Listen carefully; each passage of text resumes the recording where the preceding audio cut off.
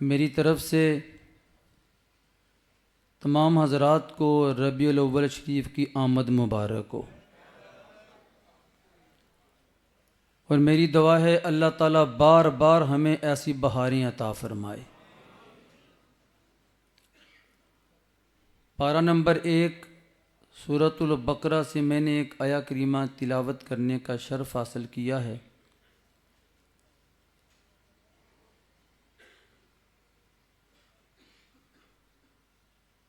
یہ آیہ کریمہ حضرت ابراہیم علیہ السلام نے رب کی بارگاہ میں دعا مانگی۔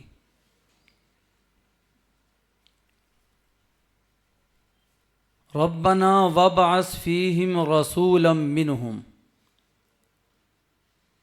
اے ہمارے رب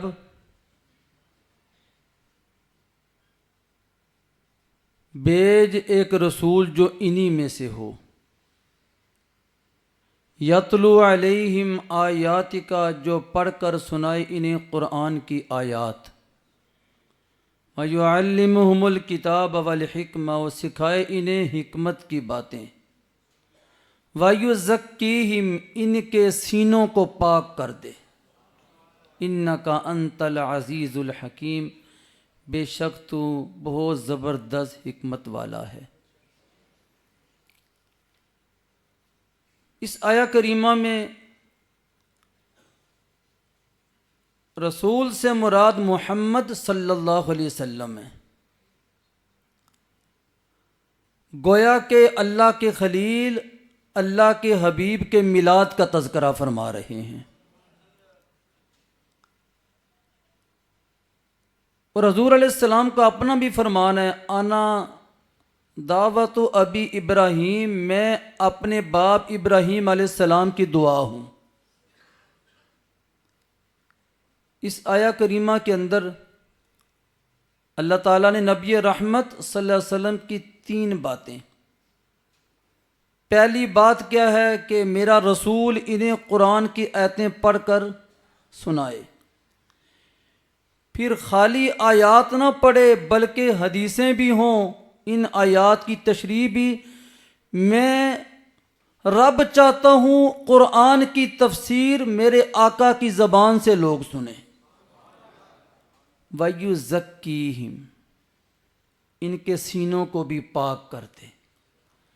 گویا کہ وَيُزَكِّيهِمْ سے مراد یہ ہے کہ انہیں اپنا فیض بھی عطا کرو، محمد صلی اللہ علیہ وسلم۔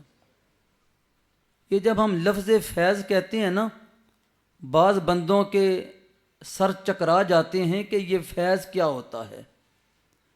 حضرت ابو ہریرہ رضی اللہ تعالی عنہ، آپ کے بارے میں آتا ہے کہ سب سے زیادہ حدیثوں کے راوی ہیں، مگر حضور کی بارگاہ میں عرض کرنے لگے، اللہ کے پیارے حبیب، آپ جو بیان کرتے ہو، آپ کا بیان تو اچھا ہے، آپ کا فرمان تو حق پہ مبنی ہے، مگر جو آپ بیان کرتے ہو میرے ذہن میں نہیں آتا، میں بھول جاتا ہوں۔ اصل اشارہ کیا تھا؟ محبوب قرآن کی آیتیں تو سنا دی، وَيُزَكِّيهِمْ کا عملی مظاہرہ بھی فرما دو۔ تو پھر کیا ہوا؟ حضور علیہ السلام نے فرمایا، ابو ہریرہ چادر کھول، اپنا دامن کھول۔ اب دینے والی ذات ذات مصطفیٰ ہے، لینے والی شخصیت ابو ہریرہ ہے، دیکھنے والوں کو نہیں پتا دیا کیا ہے، ابو ہریرہ نے لیا کیا ہے۔ اب جب دیا حضور نے تو پھر دوبارہ پوچھا، ابو ہریرہ اب بتاؤ۔ یا رسول اللہ، جو بھی یاد کرتا ہوں بھولتا ہی نہیں ہے۔ اب فرمایا، محبوب صرف قرآن کی آیتیں نہیں سکھانی بلکہ تفسیر بھی خود فرمانی ہے، اور ان کے سینوں کو بھی تو نے کیا کرنا ہے؟ پاک کر دینا ہے۔ اور جن کے سینے پاک ہو گئے، وَيُزَكِّيهِمْ، صحابہ کرام، ان کے سینوں کو پاک کر دیا گیا۔ پھر کیا ہوا؟ آج کے پنجابی لوگ کہتے ہیں ان کا سینہ مدینہ بن گیا، ان کے سینے کے اندر محبت مصطفیٰ صلی اللہ علیہ وسلم کی شمع روشن ہو گئی۔ تو اس کے بعد آیت کے بعد میں نے ایک مشکوٰۃ شریف کی حدیث پڑھی، جس کے راوی مسلمانوں کے ماموں حضرت معاویہ رضی اللہ تعالیٰ عنہ ہیں۔ من یرد اللہ بہ خیرا یفقہہ فی الدین، اللہ تعالیٰ جس کا بھلا چاہتا ہے اسے دین کا فقیہ بنا دیتا ہے۔ اب آگے کیا ہے؟ وَإِنَّمَا أَنَا قَاسِمٌ وَاللَّهُ یُؤْتِی، تو فرماتے ہیں میں تقسیم کرنے والا ہوں، اللہ عطا فرمانے والا ہے۔ گویا کہ حضور کیا تقسیم کرتے ہیں؟ فرمایا ساری نعمتیں حضور تقسیم کرتے ہیں، حقیقت میں اللہ عطا فرماتا ہے۔ تو یہاں پر اس حدیث میں علم دین ہے، حضور علیہ السلام نے علم دین صحابہ کو پہنچایا۔ وَيُزَكِّيهِمْ، پھر تصوف کے میدان میں بھی انہیں سبق سکھایا۔ جب وہ تصوف کے میدان میں سبق سیکھ کے نکلے، پھر جدھر جاتے تھے نظر اٹھاتے تھے تو لوگ کلمہ پڑھ کے مسلمان ہو جایا کرتے تھے۔ دوسری حدیث مبارکہ حضرت عبداللہ ابن مسعود رضی اللہ تعالیٰ عنہ حدیث کے راوی ہیں، یہ بھی مشکوٰۃ شریف کی حدیث ہے، کتاب العلم سے۔ آپ فرماتے ہیں رحمت عالم صلی اللہ علیہ وسلم نے ہاتھ اٹھا کے دعا مانگی، قربان جائیں ان لوگوں پر جنہیں ڈائریکٹ رسالت مآب صلی اللہ علیہ وسلم کی دعائیں ملی۔ حضور نے دعا کیا مانگی؟ اے ہرا بھرا رکھے اللہ اسے جس نے جس طرح میری بات مجھ سے سنی ایسے ہی امت تک پہنچا دی، اور قیامت کی صبح تک وہ لوگ جو بے سر و سامانی کی حالت میں تھے۔ اسلام کا سب سے پہلا مدرسہ جو روضہ رسول کے قریب ہے، جامعہ صحاب صفہ، جس کے طالب علم بے صبر و سامانی کی حالت میں معلم کائنات محمد صلی اللہ علیہ وسلم سے دین سیکھتے، اور حالات کیا تھے کہ حضرت بلال، حضرت سلمان، حضرت صہیب اگر کندھے ننگے کرتے، پنڈلیاں ڈانپتے تو کندھے ننگے ہو جاتے، اگر کندھے ڈانپتے تو پنڈلیاں ننگی ہو جاتی۔ دنیا کو کیا پتا تھا ایک وقت ایسا آئے گا کہ اسلام کی سب سے پہلی جماعت پوری دنیا میں انقلاب برپا کر دے گی۔ حالانکہ یہ عربی تھے صحابہ، حضور نے فرمایا عجم کی طرف نکل جاؤ، عجم کی طرف نکل جاؤ، یہ تھے عربی، مگر ان کے پاس کیا تھا؟ ایک قرآن و سنت کا علم تھا۔ وَيُزَكِّيهِمْ، ان کے سینوں کو رحمت عالم نے صاف کر دیا تھا۔ جو سینہ صاف ہوتا ہے، جو دل صاف ہوتا ہے نا، جو برتن صاف ہوتا ہے، اس میں اللہ رسول کی محبت آیا کرتی ہے۔ ایک اور حدیث مبارکہ میں نا قلب عبداللہ عرش اللہ ہے، قلب بڑے قاف کے ساتھ، اللہ کے بندے کا جو دل ہے نا وہ اللہ کا عرش ہے۔ فرمایا جو دل صاف ہوتا ہے اس میں اللہ رسول کی محبت آ جایا کرتی ہے۔ کیا دعا کی؟ اللہ ہرا بھرا رکھے اسے جس نے میرا فرمان سنا اور ایسے ہی جیسے ٹھیک ہے اس میں اپنی طرف سے کمی پیشی نہیں کی، امت تک پہنچا دیا۔ ایک اور روایت حضرت ابو دردہ سے ہے، آپ فرماتے ہیں رحمت عالم صلی اللہ علیہ وآلہ وسلم نے فرمایا، صحابات کہنے لگے کہ علم کا اعلیٰ درجہ کیا ہے کہ اسے عالم کہیں؟ فرمایا جو 40 حدیثیں یاد کر کے امت تک پہنچا دے وہ امت کا عالم ہے۔ تو بتاؤ میرے امام مجدد دین و ملت اشاہ امام احمد رضا خان فاضل بریلی رحمۃ اللہ تعالیٰ نے حدیثوں کا ذخیرہ جمع کیا، اور آپ نے 1000 سے زیادہ کتابوں کے مصنف ہیں، اور 50 سے زیادہ زبانوں پر عبور حاصل ہے۔ قربان جائیں ہم تو ان بزرگوں کے نام لیوا ہیں۔ فرمایا جس نے 40 حدیثیں یاد کی پھر امت تک پہنچا دی، فرمایا یہ امت کا عالم ہے۔ حضور علیہ السلام کو عالموں کے ساتھ پیار تھا، جو علماء تھی ان کے ساتھ پیار تھا۔ رحمت عالم صلی اللہ علیہ وسلم حضرت عبداللہ ابن عمر حدیث کے راوی ہیں، فرماتے ہیں ہم مجلس لگا کے بیٹھے تھے، کچھ صحابہ ایک کونے میں تھے، کچھ صحابہ دوسرے کونے میں تھے۔ رحمت عالم صلی اللہ علیہ وسلم جلوہ افروز ہو گئے، حضور علیہ السلام دونوں جماعتوں کو دیکھ کر خوش ہو گئے۔ حضور فرمانے لگے دونوں جماعتیں ٹھیک ہیں، ان میں ایک بہتر ہے۔ پہلی جماعت بیٹھی ہے، تسبیحات کر رہے ہیں، وظائف کر رہے ہیں اور نوافل پڑھ رہے ہیں۔ حضور علیہ السلام نے فرمایا یہ بھی جماعت ٹھیک ہے، مگر اگلی جماعت بیٹھ کر لوگوں کو دین کا علم سکھا رہے ہیں، قرآن و سنت اور فقہ سکھا رہے ہیں۔ حضور علیہ السلام نے فرمایا یہ جماعت ان سے بہتر ہے۔ پھر فرمایا وَإِنَّمَا بُعِثْتُ مُعَلِّمًا، میں کائنات میں معلم بنا کے بھیجا گیا ہوں۔ ثُمَّ جَلَسَ فِيهِمْ، پھر حضور ان کے درمیان بیٹھ گئے۔ گویا کہ حضور کو علماء جو ہیں ان کی جماعت جو ہے وہ پسند ہے۔ گویا کہ ہر دور کے اندر علماء کرام سرپرستی کرتے رہے۔ تاریخ اٹھا کے دیکھو، عوام کا بھی بڑا ہاتھ ہے، مگر علماء کا اتنا ہاتھ ہے کہ علماء سرپرستی کرتے رہے۔ تاریخ کے اندر ختم نبوت کا بھی مارکہ آیا، اور آج 6 ستمبر 1965 والی اس کی بھی یاد تازہ ہے۔ اگر اس میں دیکھا گیا تو اگلی صفوں میں علماء کرام تھے، اگلی صفوں میں علماء تھے۔ ایک اور حدیث مبارکہ میں ہے، حضرت عبداللہ ابن مسعود حدیث کے راوی ہیں، رحمت عالم صلی اللہ علیہ وسلم نے فرمایا اگر یہ علماء اس دین کو وہاں پیش کرتے جہاں ضرورت اور جہاں پر انہیں بڑے بڑے مالداروں کے سامنے ہاتھ نہ پھیلانا پڑتا، اگر یہ وہاں پیش کرتے تو آج دنیا کے بادشاہ ہوتے یہ۔ مگر ہوا کیا، انہوں نے اپنے دامن کو دنیا کے بادشاہوں کے سامنے پھیلا دیا۔ تو آج 6 ستمبر 1965 کی یاد بھی تازہ ہوتی ہے، اور ساتھ ہی کل صبح 7 ستمبر 1974 کی بھی یاد تازہ ہوتی ہے۔ تو ان دونوں محاذوں پر دیکھیں تو علماء کا کردار ہے وہاں پر۔ کون سے علماء؟ علماء حق کا کردار ہے۔ 1965 کی جنگ کے موقع پر علماء کرام نے مساجد کے اندر امت کو جہاد کا سبق سکھایا، اور پھر ہوا کیا، جہاں پر افواج پاکستان تھے، ساتھ ساتھ علماء کرام، حفاظ کرام اور قرآن کے قاری تھے، اور ساتھ ساتھ عوام اہل سنت بھی ساتھ تھے، سب نے ساتھ دیا۔ مگر حقیقت بات یہ ہے کہ جب 1965 کا مارکہ آیا نا، اس وقت مولانا فیض احمد اویسی رحمۃ اللہ تعالیٰ نے ایک کتاب لکھی 6 ستمبر کے حوالے سے۔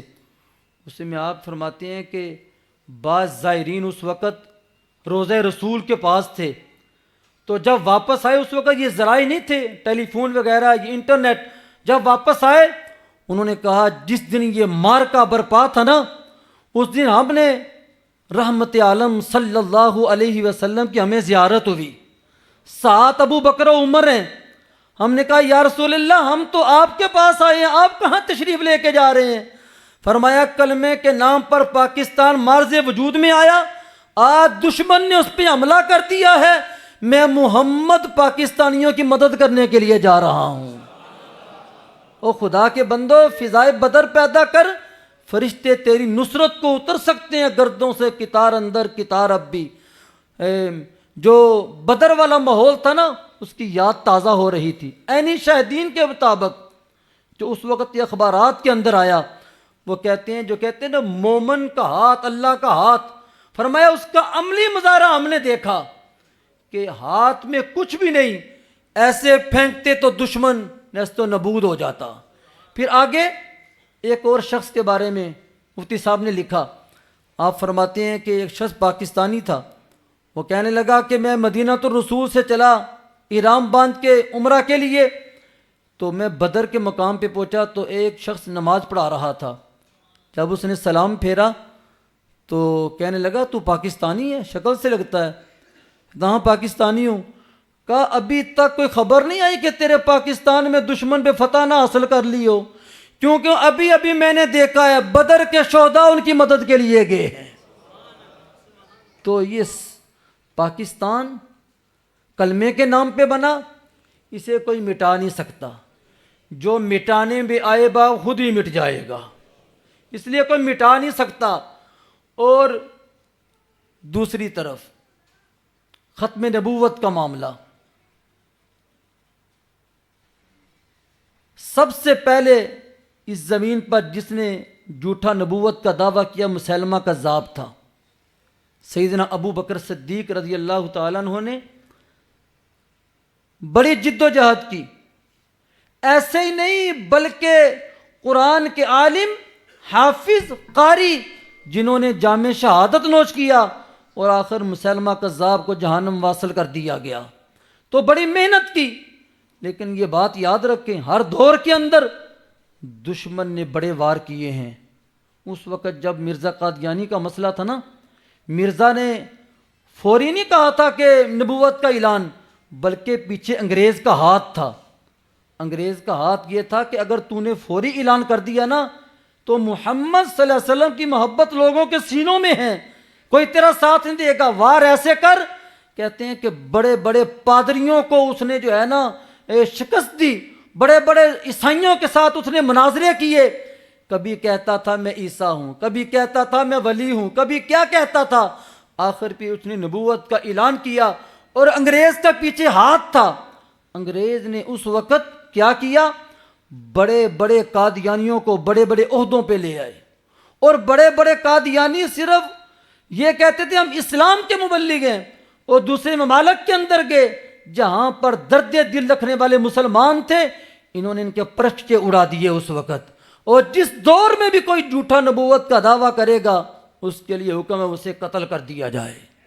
تو تاریخ ختم نبوت کے اندر بھی ہمارے اسلاف کی قربانیاں ہیں، اور 1965 کے اندر بھی ہمارے بزرگوں کی قربانیاں ہیں۔ آپ کو پتہ نہیں کہ تاریخ ختم نبوت کے اندر مولانا عبدالستار نیازی رحمۃ اللہ تعالی، آپ میاں والی جیل کے اندر تھے، کہتے ہیں کہ آج بھی نا کال کوٹری میں کسی کو بند کرے نا تو انتظامیہ کی کوشش ہوتی ہے اس کے پاس کوئی ایسی چیز نہ ہو جس سے یہ کسی خودکشی نہ کر لے۔ کہتے ہیں آپ کا اوزار بند بھی نکال دیا گیا۔ آپ مسکرا کے پوچھنے لگے یہ کیا کر رہے ہو، یہ کیا کیا ہے؟ تو وہ بتاتے نہیں۔ بعد میں جو وہاں پر سنتری کھڑا تھا اس نے کہا کہ میں نے پوچھا ہے، انتظامیہ کہتی ہے کہیں عبدالستار نیازی خودکشی نہ کر لے۔ آپ مسکرا کے کہنے لگے ایسی ہزاروں تختے ہوں، میں محمد کی محبت میں چومنے کو تیار، ہم خودکشی کرنا چاہتے تو ہم میاں والی جیل کے اندر کیوں نہ آتے۔ آپ فرماتے کروں تیرے نام پہ جاں فدا، ایک جاں نہیں دو جہاں فدا، دو جہاں سے بھی نہ میرا جی برا، کیا کروں کروڑوں جہاں نہیں۔ اور جب 7 ستمبر گولڈن جوبلی کا کل دن ہے، پوری دنیا کے اندر عالم اسلام کے مسلمان خوشی کا مظاہرہ کر رہے ہیں، تو 7 ستمبر 1974 کو قومی اسمبلی کے اندر قادیانیوں کو غیر مسلم قرار دیا گیا پاکستان کے قانون کے اندر۔ اور آپ کو پتہ ہے چند سال پہلے غالباً 2002 میں پاکستان کے اندر الیکشن ہوئے، تو اس وقت بھی مجلس عمل پورے تمام مسالک تھے، مگر یہ بتاؤ چیئرمین کس کو بنایا گیا تھا؟ چیئرمین کا نام تھا الشاہ احمد نورانی صدیقی رحمۃ اللہ تعالی۔ اور یہ مجاہد ختم نبوت کہ جب آخری رات آئی اس وقت قادیانیوں نے، ایک شخص قادیانی آیا، اس نے بڑا بریف کیس بھرا ہوا تھا اور اس میں پیسے تھے، طے لگے ہوئے تھے۔ بند کمرے کے اندر میرے اور آپ کے امام الشاہ احمد نورانی صدیقی رحمۃ اللہ تعالیٰ سے ملاقات کی اور اسے کھول دیا۔ اس سے اور تو کوئی کہنے کی جرت نہ ہوئی، کہنے لگا حضرت یہ سارا مال آپ کے لیے ہے، صبح قومی اسمبلی میں کچھ ہمیں رعایت دے دینا، کچھ تھوڑا سا نرمی اختیار کر لینا۔ شاہ احمد نورانی صدیقی رحمۃ اللہ تعالیٰ فرمانے لگے میں پاؤں کی نوک پہ سے رکھتا ہوں پیسوں کو، تمہیں پتہ نہیں میں بازار مصطفیٰ میں بک چکا ہوں، اب میرا سودا کون کر سکتا ہے، میں بازار مصطفیٰ میں بک چکا ہوں۔ تاریخ اٹھا کے دیکھو تم کن کے نام لیوا ہو۔ آج کا ہمارا جو سبق، آج کا جو پیغام ہے وہ سب سے پہلے صف اول میں علماء کی طرف ہے کہ آپ بھی باضمیر بن جاؤ، میدان عمل میں نکلو۔ تم کن کے نام لیوا ہو؟ کبھی تم اقبال کا تذکرہ کرتے ہو، کبھی مجدد پاک کا تذکرہ کرتے ہو، کبھی اعلیٰ حضرت کا تذکرہ کرتے ہو، تو تم کن کے نام لیوا ہو؟ ذرا دیکھو تو صحیح۔ علامہ اقبال کبھی بھی کسی نواب کا قصیدہ نہیں لکھتے تھے۔ بڑے بڑے نواب کہتے کاش اقبال میرے لیے 2 جملے لکھ دے، مگر اقبال قلم نہ اٹھاتا۔ مگر جب داتا گنج بخش علی حجویری، جب ان کی باری آئی تو پورے کی پوری نظم علامہ اقبال نے لکھ دی ان کے لیے۔ اور اسی طرح تاریخ اٹھا کے دیکھو، اکبری بدعات کی باری آئی تو شیخ احمد سرہندی فاروقی رحمۃ اللہ تعالی آپ نے ان بدعات کا کلا کما کر دیا۔ اور پھر وقت ایسا آیا، حضرت ابو ہریرہ رضی اللہ تعالیٰ عنہ حدیث کے راوی ہیں، رحمت عالم صلی اللہ علیہ وسلم نے فرمایا ہر صدی کے اندر اللہ تعالیٰ ایک مجدد پیدا کرتا ہے، اور اس دور میں مجدد الفسانی تھے، اور آج کے دور میں مجدد دین و ملت الحافظ القاری مفتی الشاہ امام احمد رضا خان فاضل بریلی رحمۃ اللہ تعالیٰ ہیں۔ تو بڑے بڑے نواب تھے جو چاہتے تھے کہ احمد رضا ہمارے لیے کوئی قصیدہ لکھ دے، اور ایک مرتبہ ایک بڑا نواب تھا، اس کے قصیدے اس وقت بھی علماء سو موجود تھے، انہوں نے لکھے۔ ایک شخص کہنے لگا حضرت آپ بھی کوئی ایک جملہ لکھ دیں، ایک جملہ ہی لکھ دیں۔ تو آپ نے آنکھیں نیچے کر لیں۔ اب اس نے کہا نا کہ ایک جملہ ہی لکھ دو، آپ نے چہرے کو نیچے کیا، فرمانے لگے کروں مدح اہل دبل رضا، پڑے اس بلا میں میری بلا، میں گدا ہوں اپنے کریم کا، میرا دین پارا نا نہیں۔ پارا کہتے ہیں ٹکڑے کو، نان کہتے ہیں روٹی کو۔ میرے اور آپ کے امام احمد رضا فرماتے ہیں میرا دین روٹی کے ٹکڑے کا نام نہیں کہ میں دنیا کے تاجداروں کے سامنے جولی پھلاتا پھروں۔ فرمایا وہ صبح لال ازار پھرتے ہیں، تیرے دن اے بہار پھرتے ہیں۔ اللہ حضرت فرماتے ہیں میں اس گلی کا گدا ہوں جس میں مانگتے تاجدار پھرتے ہیں۔ فرمایا جب محمد کی بارگاہ میں احمد رضا بک گیا ہے تو اب اس کے بعد ضرورت نہیں ہے دنیا کے تاجداروں کے سامنے اپنا ہاتھ پھیلاتا پھرے۔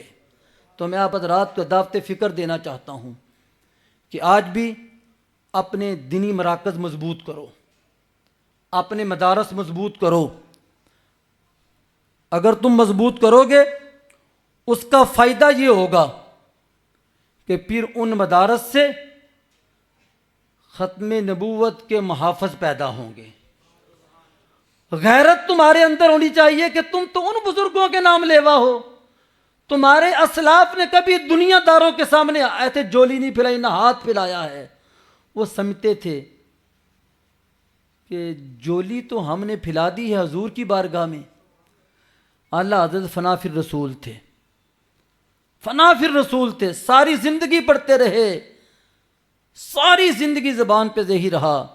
فرماتے کہ انہیں جانا انہیں مانا، نہ رکھا غیر سے کام، للہ الحمد میں دنیا سے مسلمان گیا۔ تو میں آپ حضرات کے سامنے ایک دعوت فکر رکھنا چاہتا ہوں، وہ یہ اپنے مراکز مضبوط کرو، اپنا تعلیمی نظام جو ہے اسے مضبوط کرو، اپنے مدارس کو مضبوط کرو۔ اگر نہیں مضبوط کرو گے تو بڑا نقصان اٹھاؤ گے۔ اس سے پہلے جو وقت گزر گیا اب واپس نہیں آئے گا، مگر آنے والے وقت میں اپنا مال اپنا پیسہ اشاعت دین کے لیے لگاؤ۔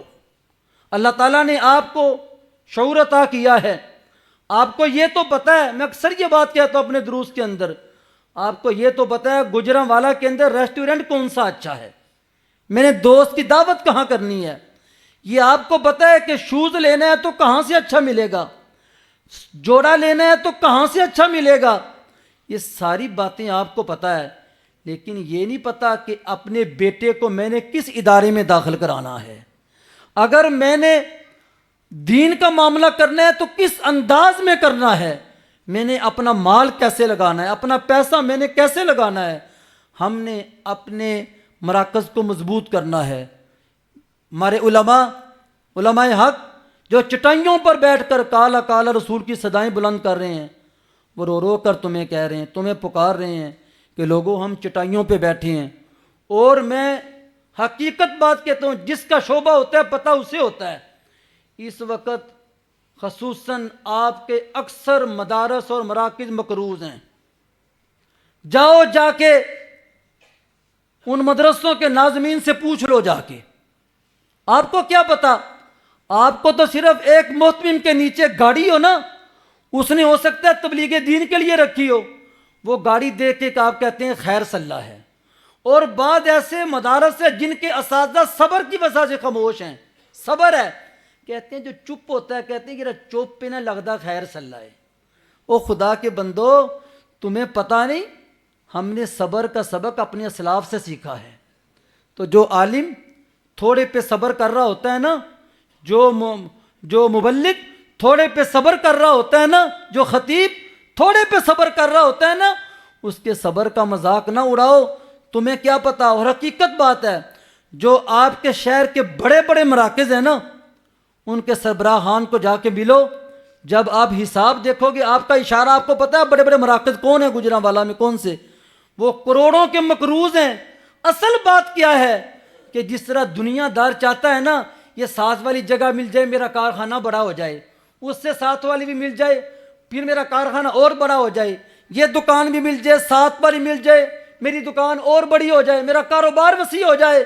جو دین کا مبلغ ہوتا ہے، جو دین کا خادم ہوتا ہے نا، وہ بھی چاہتا ہے ساتھ والی بھی مل جائے، ساتھ والی بھی مل جائے، یہ دین کا مرکز بڑا بن جائے۔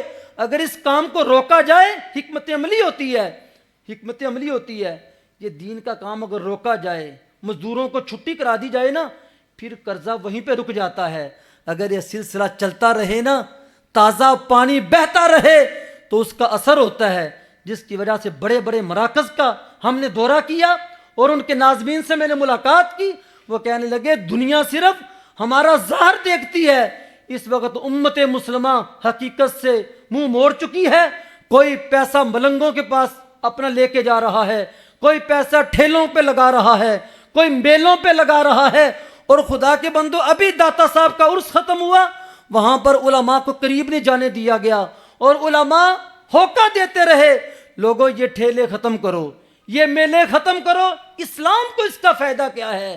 آؤ، اگر اسلام کو فائدہ دینا چاہتے ہو، آؤ ایسا درخت لگاؤ، ایسا بوٹا لگاؤ جو پھلتا پھولتا رہے تو تمہیں فائدہ ہو۔ اپنے مراکز کے حالات جا کے پتہ کرو، اپنے مدارس کے جا کے حالات پتہ کرو کہ وہاں پر یہ سلسلے کیسے چل رہے ہیں۔ ہم بھی چاہتے ہیں ایک استاد ایک ہی جامعہ میں بیٹھا رہے، مگر ہم اسے کیوں مہلت دیتے ہیں؟ ہمارے پاس اتنی رقم نہیں، ہم کہتے ہیں یہاں پر پڑھانے کے بعد کچھ دیر کے لیے دوسری جگہ پہ چلا جا۔ حالانکہ حقیقت یہ ہے کہ ایک استاد تو ایک جگہ پہ تعلیم دینے کے بعد پھر شام کے وقت، عصر کے بعد، مغرب کے بعد تو ریسٹ ہونا چاہیے، پھر صبح تازہ دم ہو کے پڑھائے۔ مگر آپ حضرات نے دیکھا کہ ائمہ مساجد، یہ علماء، یہ اساتذہ جگہ جگہ پہ لا کے لوگوں کو دین پڑھا رہے ہیں۔ حالانکہ بہتر کیا ہے، کوئی امیر ہے کوئی غریب ہے، اسے چاہیے چل کے اپنے عالم کے پاس جائے، اس سے دین سیکھے۔ تو میں دعوت فکر دینا چاہتا ہوں کہ آپ حضرات نکلو میدان عمل میں، اپنے مدارس کو مضبوط کرو، اپنی مساجد کو مضبوط کرو۔ میں نے یہاں تک دیکھا، یہ لنگر جو ہوتا ہے، لنگر ہم بانٹتے ہیں، کہ ہمارے اسلاف کا طریقہ، ہمارے بزرگوں کا طریقہ، ہم بھی یہ عمل کرتے ہیں۔ مگر میں نے اس محرم الحرام کے اندر، مساجد کے اندر گرمیاں تھی، لاکھ لاکھ روپیہ بل آیا، 2-2 لاکھ روپیہ۔ مجھے یہاں تک رپورٹ ملی گجرانوالہ میں، پاکستان کی نہیں، گجرانوالہ میں بعض مسجدوں میں کہ میٹر اتار دیے گئے کہ ان کا بل کم تھا۔ اور یہ حالات تو دیکھو، یہ حالات کہاں کس نوبت کے ہیں۔ کہتے ہیں کہ بندوں نے مسجد کے بل کے اندر پیسے نہیں دیے، وہی ایک بندہ جسے دیکھا 15-16 ہزار روپے کی بریانی کی دیگ صبح بانٹ رہا ہے، اور اسی تیرے مدرسے کے اندر ایک استاد کی تنخواہ پوری نہیں ہو رہی، ایک استاد کا سلسلہ پورا نہیں ہو رہا، اور میں نے دیکھا وہ بندہ 1-2 دیگیں بانٹ رہا ہے۔ آپ ضرور کرو لنگر کا معاملہ، ضرور یہ سلسلہ کرو، لیکن پہلے دیکھو کہ سب سے زیادہ ضرورت کیا ہے، کہ مدرسے کا استاد، تمہاری مسجد کا امام، تمہارا عالم وہ خوشحال ہوگا، تو تب اس کے بعد اللہ تعالیٰ اس معاشرے کے اندر برکتیں عطا فرمائے گا۔ اور ایک اہم بات یہ ہے، میں اکثر درس قرآن میں کہتا ہوں، لوگو تم کہتے ہو کہ سیدنا عمر رضی اللہ تعالیٰ عنہ کے کپڑوں پہ پیوند تھے، فلاں صحابی تھے، ان کا یہ عالم تھا، وہ حالات اس وقت تھے۔ آج پیسے کی ریل پیل ہے۔ میں اکثر یہ بات بانگے دخل کہتا ہوں کہ اگر آج فاروق اعظم کا دور ہوتا نا، فاروق اعظم کے پاس ہیلی کاپٹر ہوتے، کیونکہ ان کے پیچھے کون تھے؟ طلحہ تھے، زبیر تھے، ابو ہریرہ تھے۔ ہم آج اپنے لیڈر سے محبت کرتے ہیں نا، تحفے میں اسے ہیلی کاپٹر دیتے ہیں۔ آج اپنے پیر سے محبت کرتے ہیں، پراٹو دیتے ہیں۔ اپنے عالم سے کوئی محبت کرے اسے گاڑی دیتا ہے۔ خدا کے بندو، صدیق اکبر جب خلیفہ تھے اس وقت فاروق اعظم، عثمان غنی، حیدر کرار اپنے خلیفہ کی بارگاہ میں پتہ نہیں کیسے کیسی ہیلی کاپٹر پیش کرتے۔ یہ حقیقت بات ہے۔ اس لیے آج اس دور کے اندر جتنا کوئی مصروف ہوتا ہے مبلغ، اسے اتنی زیادہ ان چیزوں کی ضرورت ہوتی ہے۔ ان چیزوں کو دیکھ کر میں نے یہاں تک بھی سنا، ایک ایسے مبلغ ہیں گجرانوالہ کے، میں نے ان کے ساتھی نے بتایا، کہا کتنی مرتبہ ایسا ہوتا ہے چلتے وقت گاڑی میں پٹرول ڈلوانے کے لیے پیسے بھی نہیں ہوتے، مگر کیا وہ رکتے نہیں ہیں، کیونکہ یہ ایک ذمہ داری ہے۔ ہم نے ایک عہد و پیمان کیا ہے اللہ رسول کی بارگاہ میں، ہم یہ عمل کرنے کے لیے آگے بڑھتے ہیں۔ آج تحریک پیغام مصطفیٰ پاکستان کریا کریا، بستی بستی تمہیں دین کا ہوکہ دے رہی ہے، چاہے پیغام مصطفیٰ کانفرنس ہو، پیغام حسین کانفرنس ہو، دروس القرآن کے پروگرام ہو، جہاں بھی پروگرام ہو، آپ وقت نکال کے آگے بڑھیں۔ جتنا آج جم غفیر ہے، یا آپ حضرات سوچتے ہوں گے ساری نشستیں مکمل ہو گئیں، مگر یہ نہ سمجھنا کہ ہم جیت چکے ہیں، نہیں، بڑی ضرورت ہے۔ کتنی ضرورت ہے یہ آپ حساب نہیں لگا سکتے، آپ اندازہ نہیں لگا سکتے، جس کا شعبہ ہوتا ہے اسے پتہ ہوتا ہے۔ اس لیے آپ کی مسجد کا امام، آپ کا مبلغ، آپ کا رہبر، اس سے جا کے پوچھو ہم نے کیسے چلنا ہے، پیسہ کیسے لگانا ہے، ہم نے دین کی خدمت کیسے کرنی ہے۔ بندہ بعض دفعہ سمجھتا ہے میں دین کی خدمت کرتا ہوں، اور 2 نمبر پیر تو چاہتا نہیں کہ کوئی جامعہ بنے، کوئی دین کا مرکز قائم ہو، کوئی مدرسہ بنے۔ اسے پتہ ہے مدرسہ بن گیا تو میرے مرید عالم بن جائیں گے، تو پھر مجھے کون پوچھے گا۔ عالم ہی چاہتا ہے علم کا مرکز قائم ہو، مبلغ ہی چاہتا ہے علم کا مرکز قائم ہو۔ تو آپ کے اس علاقے کے اندر تحریک پیغام مصطفیٰ پاکستان کا مرکز جامعہ مسجد نور مدینہ محلہ رضا آباد گرجاک ہے، وہاں پر الحمدللہ شعبہ حفظ صوفہ ناظرہ کے بعد اس وقت جامعہ کے اندر بچے اور بچیوں کے لیے درس نظامی کا سلسلہ جاری ہے، اور یہ سلسلہ 4 ابتدائی جو ہیں کلاسز ان میں اسباق جاری ہیں، اور اسی گلی کے اندر جامعہ ثانوی ثابت للبنات، وہاں پر میری بیٹیاں وہاں تعلیم دے رہی ہیں، وہاں پر ترجمہ کی کلاس ہے، ناظرہ کی کلاس ہے، حفظ کی کلاس ہے، اور وہاں پر وہ بڑی تگو کر رہی ہیں اشاعت دین کے لیے، وہاں پر درس نظامی کا سلسلہ بھی جاری ہے۔ اور الحمدللہ ان 3 4 5 سالوں میں جامعہ کے طلباء اور طالبات دونوں کا نتیجہ تنظیم المدارس کا 100% رہا، اور بڑے محنتی اساتذہ پڑھا رہے ہیں۔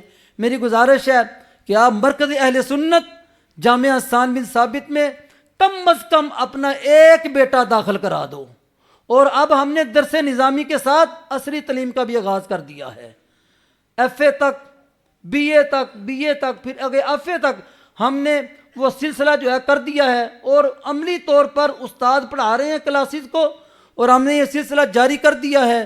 آپ حضرات کوشش فرمائیں یہاں بھی اپنے بچوں کو داخل کرائیں، اور پوری دنیا میں جہاں بھی دینی مراکز ہیں وہاں پر اپنے ہناروں کو داخل کرائیں، تاکہ ان کے سینے میں حضور کا دین آئے۔